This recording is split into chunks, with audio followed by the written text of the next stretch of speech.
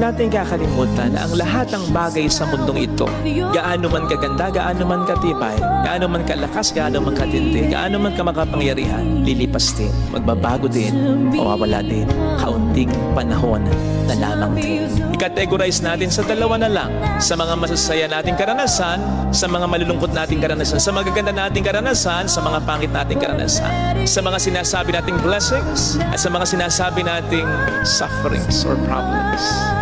Ang una, yung sa magaganda, yung sinasabi nating mga blessings, yung mga moments ng ating kaligayahan. Ito ay kaunting panahon na din lang. Halimbawa dyan, yung mga ine-enjoy nating magaganda, magandang pangangatawan, magandang kalusugan, talento na sa atin ay hinahangaan, posisyon o kapangyarihan na ating iniingatan, lahat ng yan ay kaunting panahon na lang.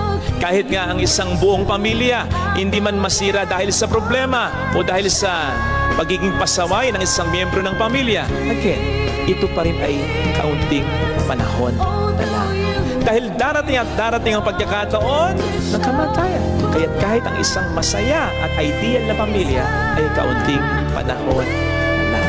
Kaya anuman ang mga magagandang karanasan, katangian, bagay na meron tayo, enjoy it, savor it, love it, be grateful to God for it, but do not hold on to it tightly, sapagkat hindi habang buhay ito ay mananatili sa atin.